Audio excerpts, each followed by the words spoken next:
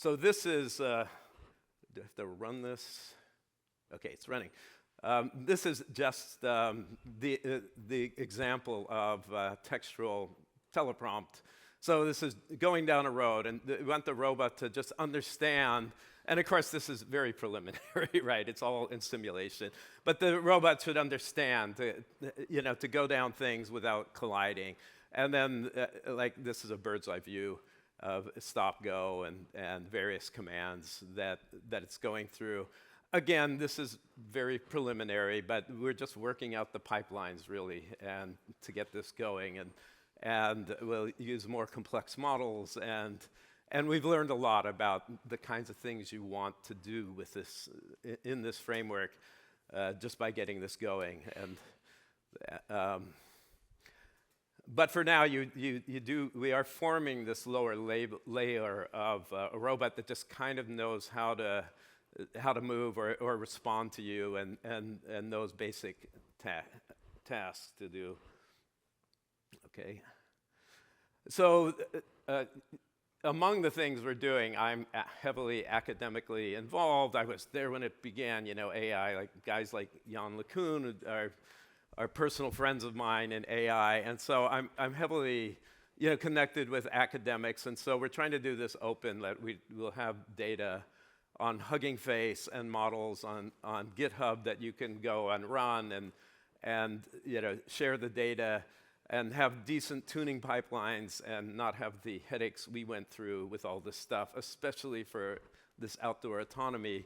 And I try to, every time I go in, I did OpenCV, and like I said, with 400 million downloads, it kind of advanced the field, and that's why I'm really here. Beyond making a company is like I really want to move the wheel on this thing. So that's my motivation. With this is which they're announcing probably right now simultaneously, this Farm Robotics Challenge, which we've been involved in. So we're already involved in contests, but we'll be doing more of this. And next year, I'm hoping to do this at a much more sophisticated level, that they'll have the AI tools available. And the idea is just let people come up much easier with like innovations we never thought of. Right, so, and of course, we'll be publishing papers, but I'm already talking at the next CVPR, Computer Vision and Pattern Recognition Conference, about, probably in more detail about this AI stuff. And so, but this was a large conference with the robots are all over, and probably be doing stuff with the Stanford robotics program soon. I don't know when to end this thing. It's lots of fun with people hacking stuff. So OpenCV itself puts on many of these kind of challenges worldwide, and we'll probably expand on this. But I'm going to move on. Okay, so I showed you in those yellow things, we've done this end-to-end training and of teleop, and like, what's the problem with this? And there's this combinatoric problem in learning. For instance, like if you say, let's train, follow me, naively, let's just train it by doing.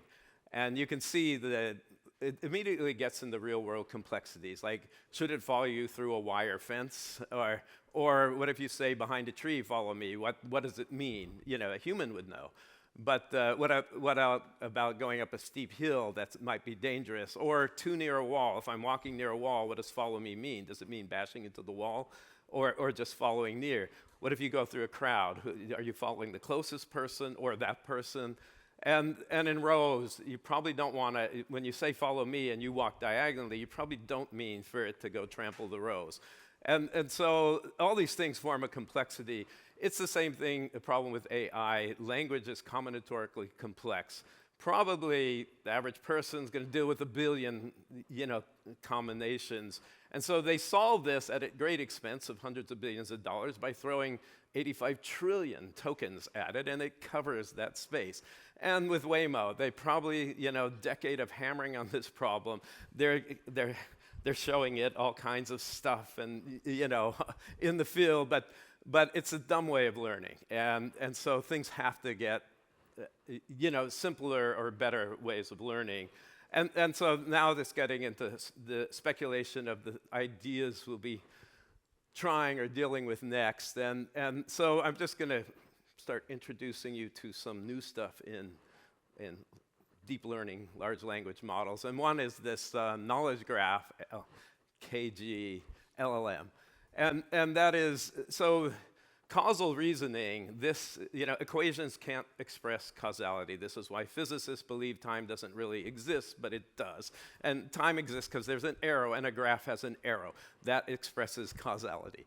And knowledge graphs express this in these triplets, like A causes B, or A excludes B, and these kind of causal triplets. And once you have a knowledge graph, there's a question of where do you get that knowledge graph.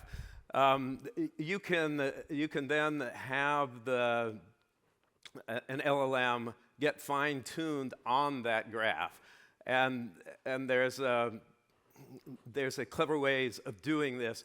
But basically, now you have a LLM that's expressing reasoning conjectures, but indexing this knowledge graph, so you have a verifiable, checkable reasoning. And this is great for deep but narrow intelligence. For instance, how to go down, operate around the farm. You can teach it, like, don't bump into this, be careful with irrigation, and this is a way of going. So this is what I'm talking about. So once you have this LLM on a knowledge graph, the robot can know how to live on a farm. And so like that follow me, it would say, I know what you mean, just like if you told a human. I know not to bump into things, to go around things, not to go through wire fences and whatever. And that's the idea. If you say, follow me, he's behind a tree, the robot has this knowledge graph saying, well, if there's an obstacle, see if you can go around it. And in particular trees, you probably have to go around in a certain way.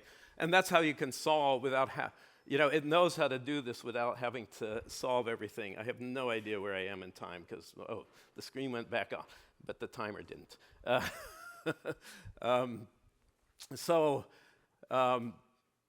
How do you get to this, a world model for us in farming? And so we already have it. It's the Bonsai app itself. It's a planner. It has all kinds of contingencies in it. It's like, let's say, classic AI, where classic is like 2 years old. And so we can use that as a world model. Now the next question is, like, how do you convert a world model and other knowledge into a knowledge graph? And that is in a simulator with a knowledge base of whatever you might tell it. You can create these scenarios, and it can see causality and put it into a graph. And then, there's a further thing that didn't get into this slide for some reason. It is up here, but it's not down there. So another LLM can take this knowledge graph, the large language model, which is good at it, and say, strip through it, just keep going through it, and pull out chains of reasoning. And collect that into a large knowledge base. It's just examples of if A, then B. What if you start with D? And can these two things exist forever? It can create this question-answer knowledge base, from which you use that to train another LLM, to fine-tune it over that knowledge base. Now this LLM starts to lose knowledge of everything else, but it gains it in this fine-tuning of that knowledge base, and in particular, you're training it to not only produce the token, the answer, but also it indexes the knowledge base, so you can verify its reasoning. You can say, does that fit with the causal tree? And so when you do that, I'd say over like the Bonsai app, you essentially have a vision language action model, because the planner knows how to plan. And I'm suggesting we do this over the planner, and then that becomes, the whole system then becomes this vision language action model, which then devolves into this tractor that knows how to, understands language, so it can talk to it in textual prompts. So go over there, or even fairly high-level things. But it's this reasoning over the intent of plans that is a a possible way of getting over this combinatorics in learning. Again, you don't want to have to teach it every single example. Like, you probably don't want to put trains and everything in orchards. It is a blunt way of doing it, but it's going to fail at some points when you don't think of, like, it should just reason about objects in space. If it knows how to do that, you don't have to go through all these cases. You might have to go through a few, but it's a much more efficient way to learn. So this is the kind of stuff that I'll be driving in workshops and conferences, and that's it.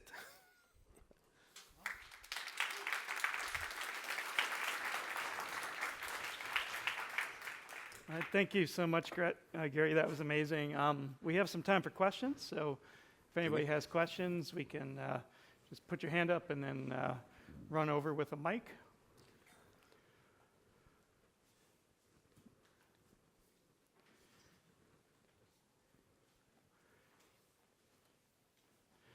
Got a shy audience today, so I'll kick one off. How computationally expensive are the knowledge graphs when we're thinking about plugging them into these kinds of systems? What are we talking about there? Is it like transformers, or is it better? Is it worse? Way better. A knowledge graph is pretty easy, and there's many tools for doing it. It's a very narrow, that's why I say narrow but deep, and so it actually will speed up learning. You probably don't need as complex of a language model to run it. Anyhow, when you fine-tune, you're destroying, because deep nets don't have this thing called catastrophic forgetting. So you have to be careful about how much you further train them. And this is a way so you can minimize that, but kind of maximize the gain. Mm-hmm. Oh, amazing. Yep, thank you. So excited to see the vision language action model. So take to the agriculture robots. So far, I know that used a lot in the industrial robotics, kind of the autonomous driving car, these types of the end-to-end application. So the thing is, I just curious in agriculture field. So far, most of the technical stock is based on some regulation, like follow the line or follow the row, and then like tend the row. But looks like the vision language action model, it's more the black box. So if that's like a special the corner case happens in agriculture, maybe that's pretty hard to apply. So how to solve that? Just wanted to. Well, I was trying to point out the reasoning model. So with a knowledge graph, you can reason. For instance, when you have your regular planner, they had a certain kind of turning row. What happens if the ditch eroded and it's in your turning radius? Well, I mean, the robot should know what a ditch is and saying, this isn't supposed to be here, it wasn't here last week, but I'm about to run off have my $250,000 tractor tumble into a pit, you should stop. And so that problem exists for everything, even very standard control systems. And I just said, if you can reason, you can do this in different ways. And one is you have a safety system that's always monitoring for obstacles and whatever. That kind of, let's say it's a reflex layer, and over that you have your autonomy layer. That's a way, and it'll probably be part of this, but I think this like general reasoning, and then the nice thing with the causal graph is you can express the reasoning, and there's many tools in old school AI for checking that. And now you'd have to say, is your knowledge graph correct? If it isn't, well, you're rolling into the ditch. But So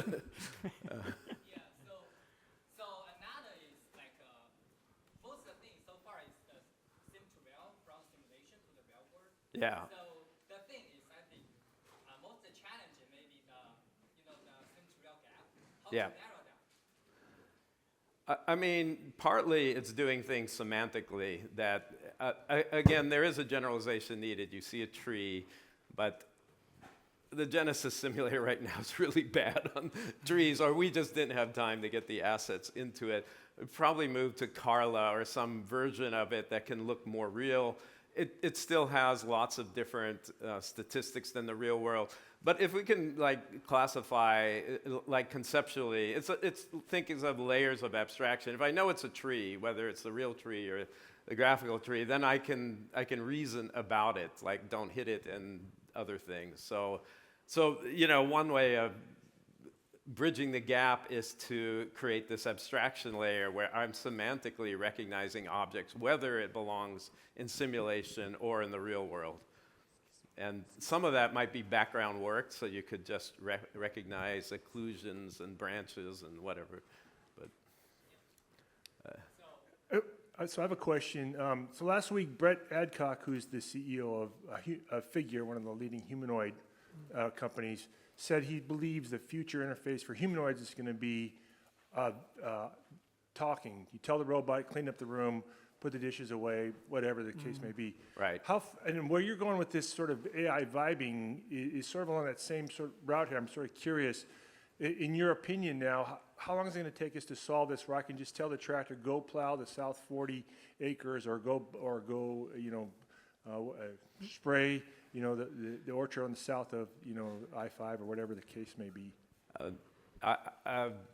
We're moving pretty fast, so I don't know about go plow the back 40, but telling it to spray that row, I think, is like 6 months. We're not talking a long time.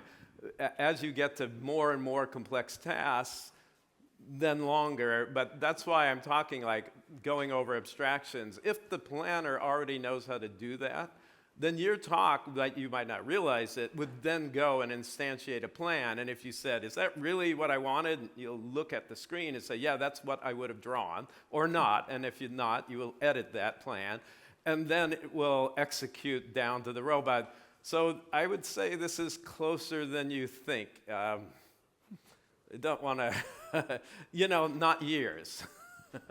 It could be year and a half, or, you know, things are moving fast. So, but there are like fragilities in the system, like I wrestled with this whole week. But earlier you mentioned that as you drove through a row, it was taking a 3D scan of the environment and creating a 3D model of the environment. Is that all a ROS pipeline, and how important do you think ROS is for like the future of autonomy? That, I think, is done in a ROS pipeline.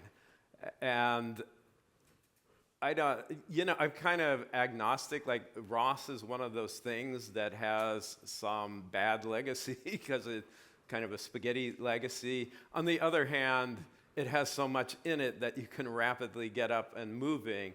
And of course, they're trying to simplify, and then there's these competitors, Dora, that says, oh, we'll just rebuild this thing. I think, you know, it's a pretty good way of doing things now that everybody's kind of settled on Xeno as the base. There's this raw transport layer, and they're just expressing these things. I would say ROS is a lot more mature than Dora.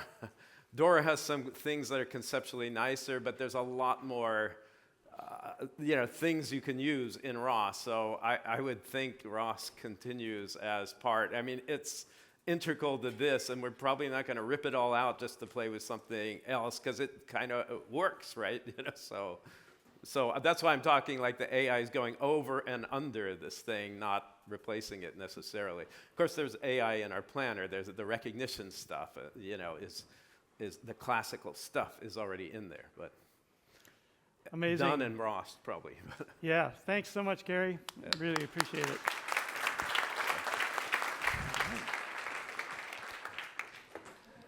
Okay, so Okay.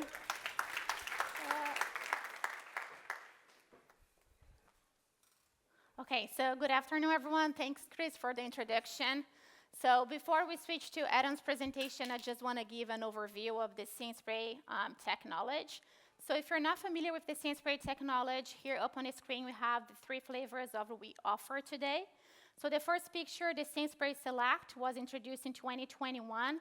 It's a single tank solution for green on brown, so fallow applications. In 2022, we introduced the SensePay Ultimate. So SensePay Ultimate is a dual tank solution. Is the machine that we have on display outside if you want to see the machine running. And also, besides fallow applications, we have in-crop applications. So we have different crop models for different crops. The SensePay Premium was introduced in 2023. It's a precision upgrade. So it's the same technology as the SensePay Ultimate, but as a precision upgrade to certain John Deere sprayers. It's a single tank solution for both fallow applications and in-crop. Okay, so for today's presentation, I want to focus on the SensePay Ultimate and SensePay Select. So starting with the SensePay Ultimate, as I mentioned before, we have in-crop applications. So today we have crop models approved for soybean, corn, and cotton. With the dual tank system, we have 2 passes in one, so you can think about customers that want to still spray the residual chemical in the entire area, so you can do the broadcast application while you're doing the targeted application. So we reduce the number of passes in the field. With the targeted applications, as we reduce the amount of chemical being sprayed on the crops, we've seen higher yields because we reduce crop stress, so the crops, they can reduce the amount of product they have to metabolize. What is the SensePay technology? So we use cameras and computers, right? So here with the SensePay Ultimate, we have 120 feet boom, so 36 meters, and you have 36 cameras. And the cameras are collecting images in real time and feed our computers that we call vision processing units, our VPUs. So we have 10 VPUs on a SensePay Ultimate machining that will process images on board the sprayer to differentiate crops from weeds. Boom stability is very important for targeted applications, not just because of the uniformity of application, but also because of the uniformity of the images being collected. So with the SensePay Ultimate, we have a carbon fiber boom. It's a very stable, strong boom, but also lighter to allow the addition of more equipment, our cameras and our computers to the boom. A little bit more detail on the dual tank delivery system. So as I mentioned, we can do 2 passes in one. So we can use split tanks where you can do broadcasting and targeted application at the same time. But we can also combine tanks to use either only for broadcast applications or see and spray applications. So here are just some cool images that you can see both modes. The first one, the dual tank application mode, and the second one, the single combined tank and application mode. So as you can see in the first picture, not only the tanks, but all the pumping systems from the tank to the nozzle tip, we are keeping all the chemicals separately. Okay, so more advantages to the dual tank systems. We're talking about 2 passes in one, but we are also able to optimize the nozzle tip selection. So if you think about different chemicals may require different carrier rates or different droplet sizes, so we are able to pair different nozzles with different chemistries to optimize performance. The second thing, we are able to eliminate or reduce antagonism interactions, so we know that some chemistries, they are not compatible. So here we have an example where we have on the top image, we are using a broadcast application to do dicamba, glyphosate, and clethodim. And then we know that we can have some antagonistic interactions when we mix dicamba with clethodim, reducing the effectiveness of the clethodim on controlling grasses. So on the top image, you can see on the circles that we still have some volunteer corn plants alive 30 days after application. On the bottom picture, we use the dual tank system and we separated the clethodim from dicamba, and we don't see any volunteer plant in that application. Besides that, we also have some tank mixture restrictions where some products that are not allowed to be tank mixed. With the dual tank system, we are able to spray both products at the same time if we're keeping them separately in different tanks. Moving to the SensePay Premium. So SensePay Premium is the same technology as the SensePay Ultimate. So we're just expanding that to model year 18 or newer sprayers. The same crops, soybean, corn, and cotton, but it's a single tank solution. Same cameras and same VPUs, but we have 6 VPUs here instead of 10 compared to the SensePay Ultimate machine. The boom also is not a carbon fiber boom, so we use the steam boom, but we have the boom track system to improve and enhance boom stability. Okay, so before talking about the logic behind our nozzle activation, I just want to talk about some design considerations that are important to decide how we came up with our method of application. So in terms of boom motion, we expect the carbon fiber boom at the tip of the boom to be within plus minus 10%, 95% of the time. In terms of performance, we must allow speeds equal or greater than 12 miles per hour. So we have SenseSpray Ultimate Machine is running up to 15 miles per hour today. We also need to be able to accommodate multiple nozzle tip options. So different chemicals that growers might be using require different tips, so we need to be able to use them. We have something very important called fallback mode, so if you're not familiar with that, if something happens during the spray application, we need to revert back our system into a broadcast application. So let's say if the speed is too fast, if the boom is too high, or if you have a blurry camera, we're not going to skip the area, right? We want to make sure the air is being sprayed, so we're going to revert back to the broadcast application. That transition needs to be seamless, but also the nozzles that you're using are very important because the nozzles that you're using for targeted applications also need to work for the broadcast application.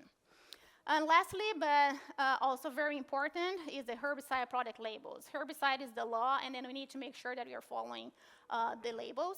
So we know that some products, for example, the new dicamba and 2,4-D products, they require approved nozzles to be used. So we need to make sure that our system and our technology are compatible to use those nozzles, or we came up with new nozzles and get approval to be used with those products.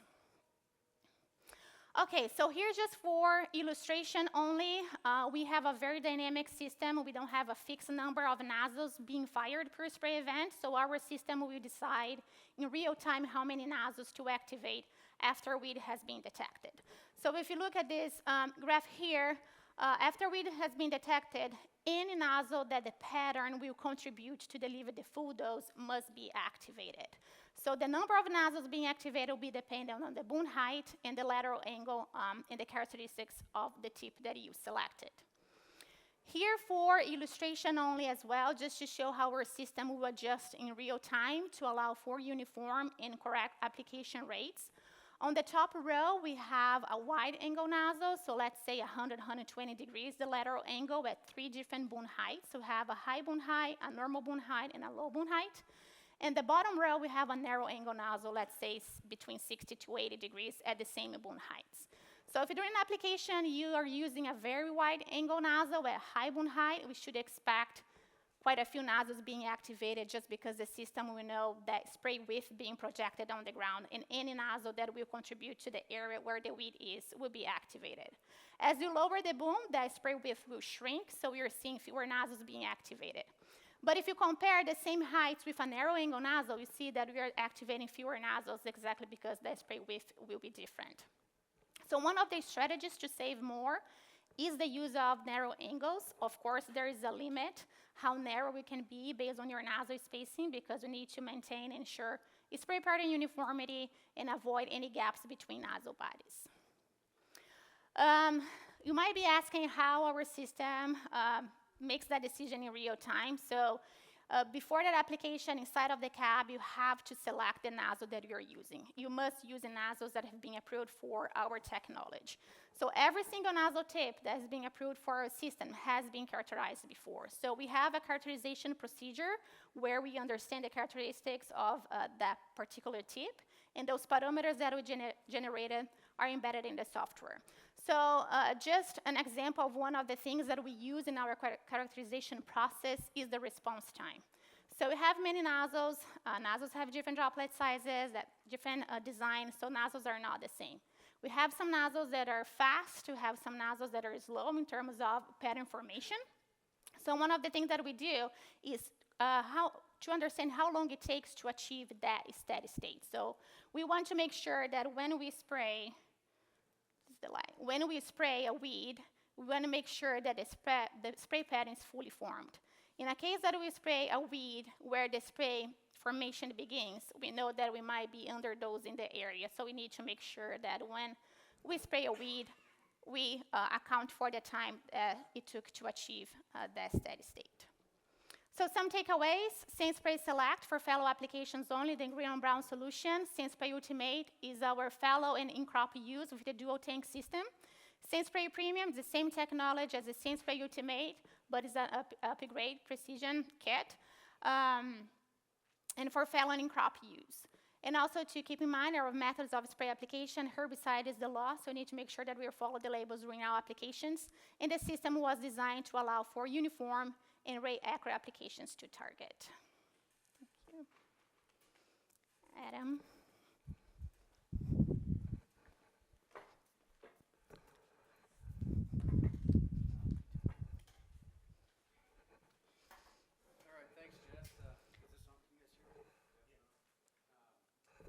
Chris mentioned, my name is Adam Barlow, manage our regulatory affairs for Precision Application Technologies.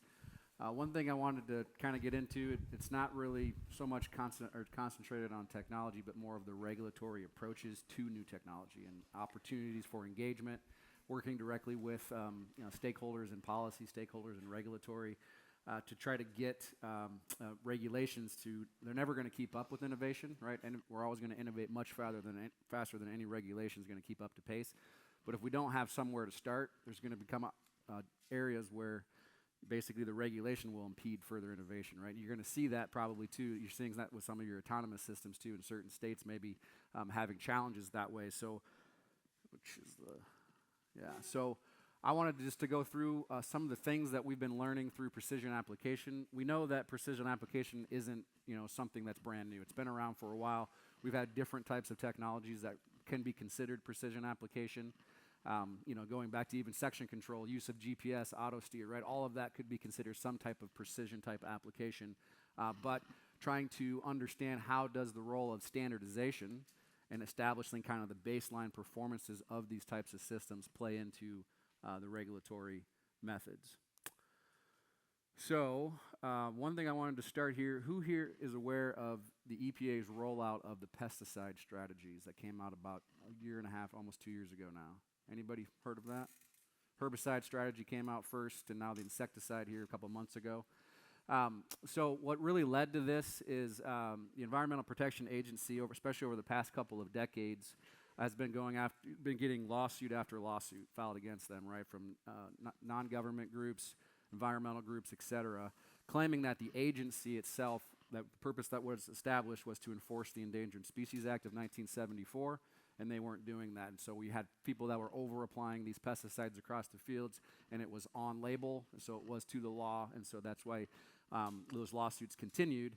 And so a few years ago, it's probably 3 years ago now, the EPA and the USDA NRCS they did an MOU to try to establish this new type of strategy that would now be used on newly registered or re-registered pesticide products. So they came out with basically a point system now to be able to apply a lot of these pesticides. And so a lot of these points are based on conservation type practices, what you're seeing here. But there is some mention in there around annual rate reduction and reduction of field treated, which kind of plays into this precision application piece. And so we really wanted to engage with them through external channels to see when they were developing this strategy to make sure that the voices of industry were heard in this as well. The calculations, so it's very complex, and it's going to be very complex for applicators and growers moving forward. So every time a new pesticide or active ingredient is registered or re-registered, it will go through this strategy. But so not only is it dependent on the pesticide that's being used and the points required to spray it, but also where you're at in the continental U.S. So right now they're offering what's called relief based on runoff vulnerability. And as you can see in the light brown counties towards the southwest, you get 6 points. So if your label requires 3 points just to apply it, well, I'm in that area, I don't have to worry about it, right? This is a slam dunk for me. But as you can see, if you look into the Chesapeake watershed on the East Coast, if you see the Midwest and the Mississippi and Missouri River valleys, basically you get 0 points of mitigation. So all of that is in play, and that's obviously a heavy area where application is occurring. So it's going to be a very big challenge from a complexity standpoint for growers and applicators to understand that are they applying this chemical correctly based on this mitigation strategy. Oh, that slide didn't carry over. It's supposed to, that's supposed to pop up after the BASF slide. So what this was showing was the first product that actually went through the herbicide strategy, which was glufosinate, and the label itself required 3 points of mitigation. So no matter where you're using it in the country, 3 points are required. And then based on field location, not only do you need to look at whether you get relief, but what they call a pesticide use limitation area is. And so that's another website that EPA is requiring an applicator to go to, and then type in your EPA registration number for that active ingredient and see what other mitigations are going to be required on top of what the label says. So at this point in time, the maximum that we've seen is 9 points. So there could be several cases where a grower and applicator might not be able to apply that pesticide because they don't have the proper points to do so. So and then the second piece of this was, again, that engagement that we had with EPA through industry led to at least getting some points being mentioned on the label on the use of technology, but more around reduction of field treated or reduction of annual rate. It doesn't mention anything about targeted application or precision application. So we're continuing to engage with them as they revise the strategy. We do know that the strategy itself is a living strategy. It will continue to change. And so we do have some opportunities there. So like I mentioned, the current strategies do not yet call out the use of targeted application. So we do know that future work is needed. Incorporation of specific rates. I think there's, especially with precision application, we're not doing a broadcast anymore. It's a targeted approach, so there's vast amounts less being applied. And so maybe we have opportunities now to increase the dose rate if you're using it in a targeted fashion. So those are the types of studies and standards that we want to create to show that type of data to EPA. Reduction of off-target drift. We also know, again, not being a broadcast scenario, individual nozzle control, targeting pests in a field, you would think in theory, right, there should be less drift. And so we're working on some strategies there with EPA to understand how much less drift potential is there with a precision application versus a targeted. Your as-applied maps and pressure maps, so a lot of these machines using cameras, using sensors, right, as they go through the field, you're understanding where your weed pressures are at, where your pest pressures are at, so you can make decisions actively on when do I need to stop the machine from spraying, when do I keep spraying, et cetera, or how do I make better recommendations in the future if I have to come and do a post-application later. And then leveraging the technology to increase those mitigation points. So one thing we recognize too is that EPA always considers a risk, they always consider worst case, right? So broadcast right now is worst case, that's how they apply their risk assessments. So a lot of work in this area needs to occur to update those risk assessments to reflect the use of precision technologies. And so a lot of that is continuing to go. And then exploring non-conventional application methods on a pesticide label. So maybe having a section on a label that says, okay, broadcast scenario, this is how it's applied. But now in the future, you could have actual label language that specifies use of precision application and opportunities for folks to use that technology on label. I already mentioned the flexibility in application rates, but I think the big piece of this too is better management of weed resistance issues. We're already seeing this throughout the decades with broadcast application and more resistance, especially those harder to kill type pests like a Palmer amaranth or a water hemp.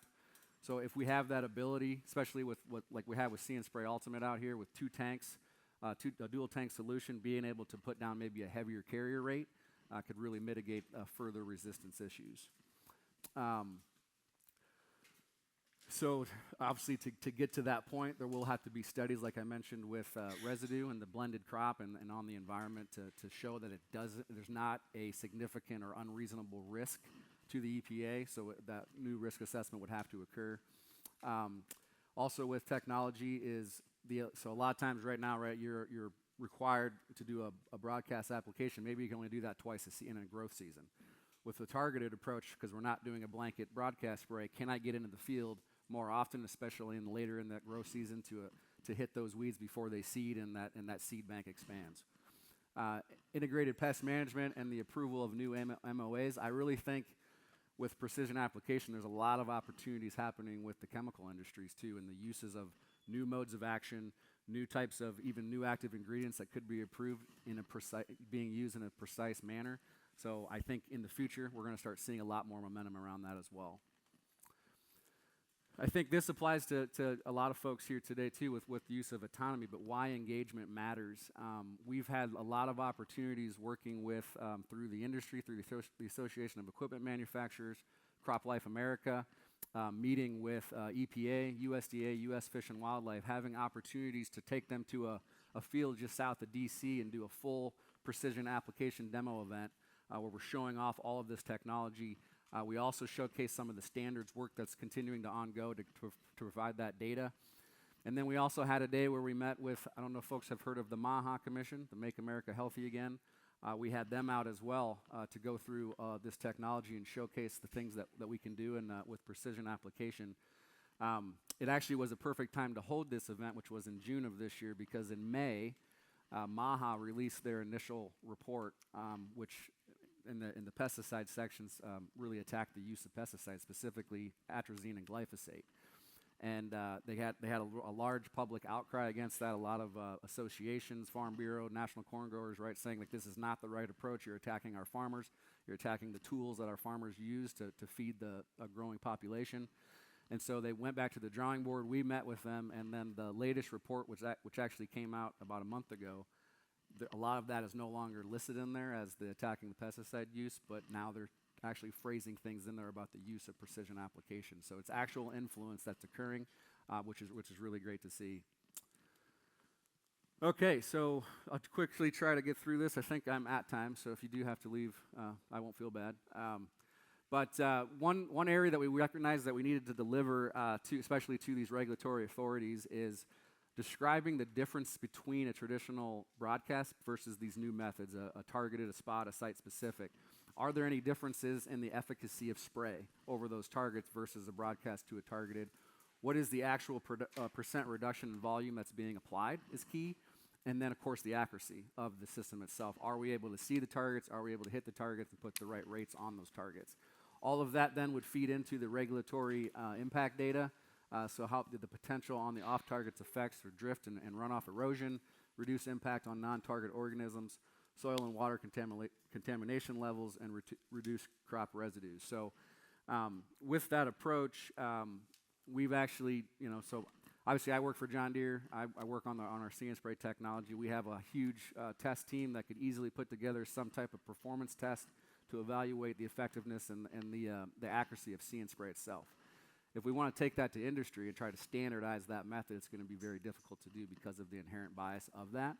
So we did a lot of outreach to different academic groups to say, hey, who wants to engage with us through industry to develop some type of test method that's brand agnostic, that can work across all different of these technologies.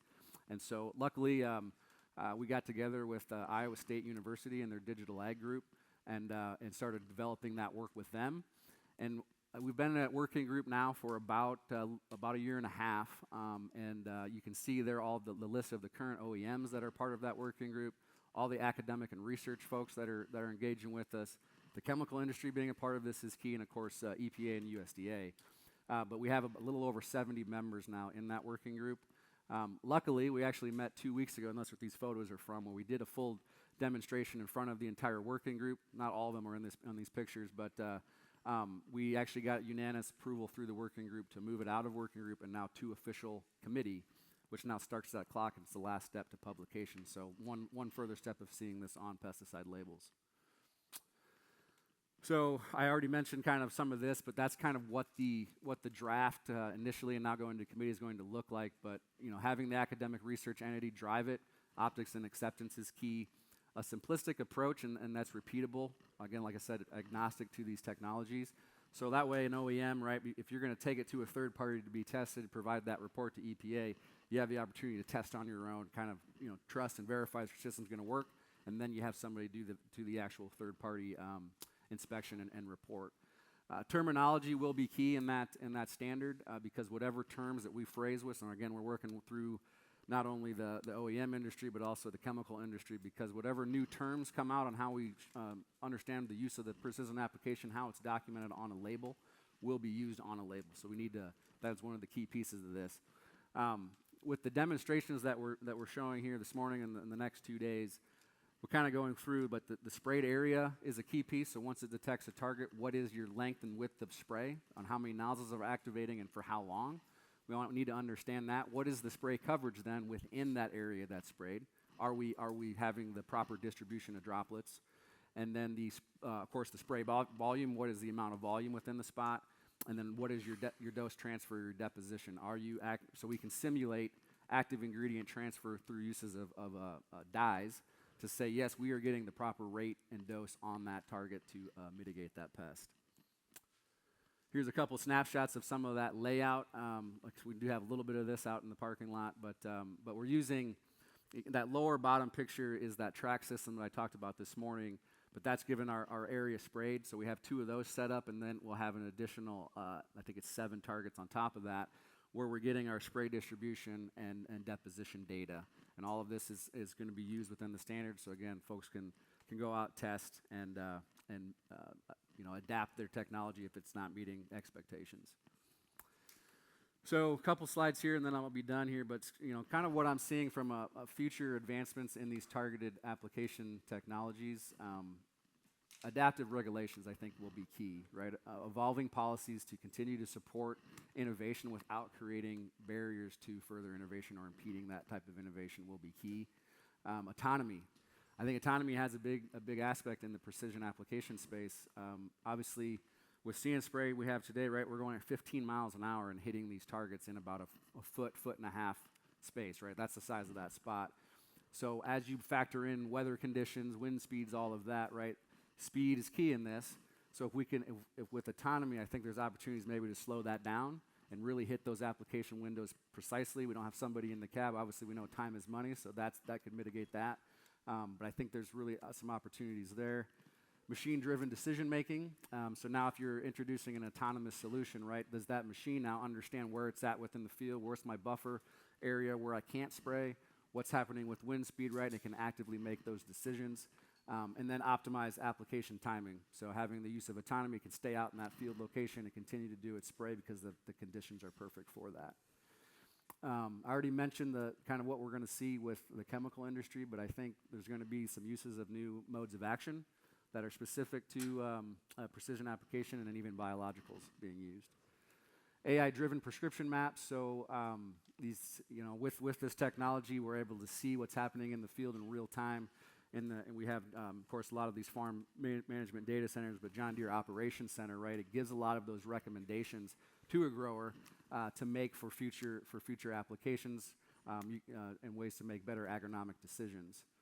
I think integration with remote sensing, so leveraging drones, satellites, and in-field sensors for hyper-local decisions. I also think, if you can understand the pest pressure throughout that field before you go out and spray, you can really take advantage of those mitigation points, right? Because you're going to understand ahead of time before I apply how much points am I going to get based on that reduction of field treated. Predictive analytics, so that's the other piece. If you don't have the ability to use a remote sensing, can we use existing data year over year, application over application to help make better decisions and anticipate pest outbreaks and nutrient deficiencies within the field? And then the last two, again, back to the standards piece that I keep harping on, but the interoperability. So as we have all this data that's going through these farm management data centers, if it's going to be used for compliance and use of standards, it has to be interoperable from system to system. So it's not just a John Deere tractor. It could also work on a different colored piece of equipment as well. And then, of course, the robust testing and validation through standards. So key takeaways, I think I kind of mentioned all of these already, but I think there's a lot of opportunity with reducing that pesticide volume while also increasing flexibility in chemical programs. The complexity, again, I think that's why having some of these standards in place, and this is true for autonomy as well, all of this complexity that's being introduced to a customer, to an operator, is going to continue to become more and more intense. So having some way to baseline that performance, they can see a test, they can see how that system works, will be very helpful as this continues to advance. Already mentioned the farm management data centers, mentioned regulatory adaptation. I think one thing too to touch on is realistic expectations. So I think with application in general, and this is true in broadcast, 100% effectiveness is not possible. It's not possible with broadcast. The same will be true with targeted. So we need to find an acceptable performance threshold that we can all agree upon with precision application. So With that, I appreciate the time, and if there's any questions, I'd be happy to take those. All right, thanks so much.